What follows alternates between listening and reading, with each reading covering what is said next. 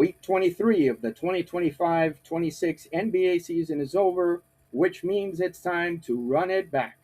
This is Run It Back NBA Week in Review Heat Edition. I'm Eric Labrador at thePeachBasket.net, covering the Miami Heat. This is the show where we recap the week that was in the NBA and then highlight the marquee matchup for the week to come for the Miami Heat.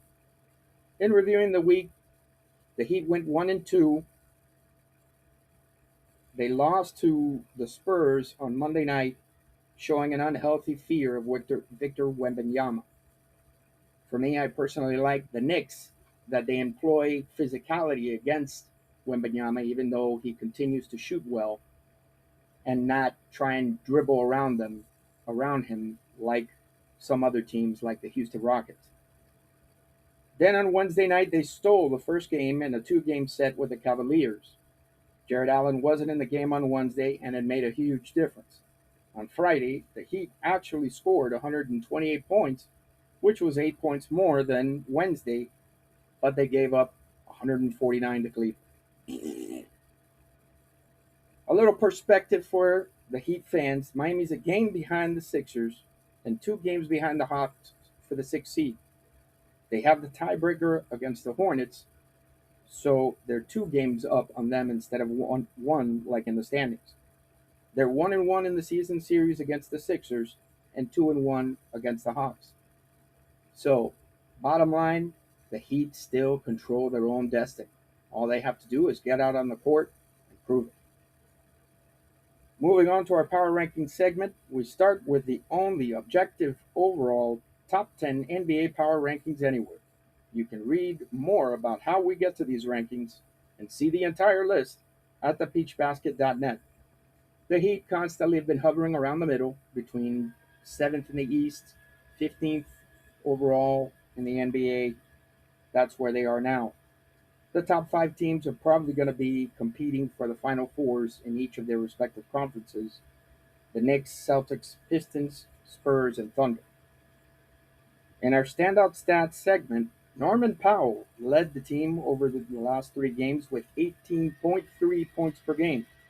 He led in three-pointers made and field goals attempted. Good for Norman since he's been out for a while before this with injury. Bam, as the captain of the team, didn't lead in scoring, but did in total rebounds, defensive rebounds, and tied for the lead in assists with Jaime Jaquez, and in steals with Pelle Larsson and Andrew Wiggins. And as always, Bam leads the team in pace.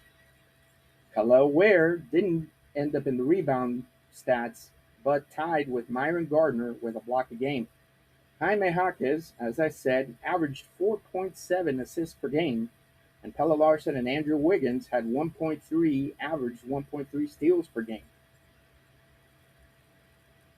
In our marquee matchup segment, the Heat play a back-to-back starting today on the road against Indiana and the Sixers on Monday night. They play Boston on Wednesday and Washington on Saturday at the Kaseya Center. There's no other solution. Miami has to win every game. Indiana's coming in, losing 2 straight at home and finishing a 3-game homestand against the Heat tonight. They beat Orlando on the road on Monday, and then against the Lakers and the Clippers, they scored over 110 points. Miami has to watch out. They've never played well historically in Indiana. Philly beat the red-hot Charlotte Hornets on Saturday, and Paul George has returned from suspension to the Sixers and is playing well along with Joel Embiid, showing what we all thought was going to happen when he signed with them a couple of years ago, that they were going to be competing for playoffs, division titles, going to the NBA Finals. The Celtics beat the Thunder on Wednesday and the Hawks on Friday. They got a ways to go before they reach Miami, but as always, look out for Derek White. Forget about Jason Tatum. Forget about Jaylen Brown.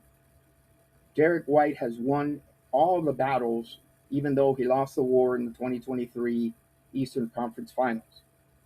The Heat just have to watch out for him because he kills them all the time.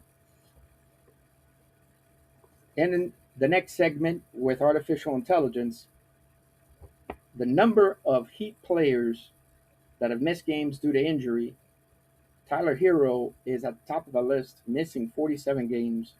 Norman Powell with 20, Andrew Wiggins with 15, Bam Adebayo with 9, and Jaime Jaquez with 2. Another interesting stat is that the Heat are 23-2 when Kel'el Ware has a positive plus minus in the game. The Wednesday game was better than the Friday game. Kel'el Ware only had 14 points and 8 rebounds and really didn't do much to stem the tide against Jarrett Allen. Kel'el Ware also got eaten up in the game against the Spurs. Defensively, Luke Cornett ate him up in a defensive sequence that I posted on my Instagram page. Tyler Hero and Norman Powell, their backcourt, those guys can fill it up. They score a lot, but they're very poor defensively.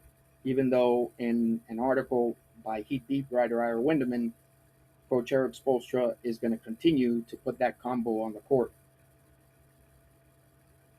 So that's it. That's the end of week 23.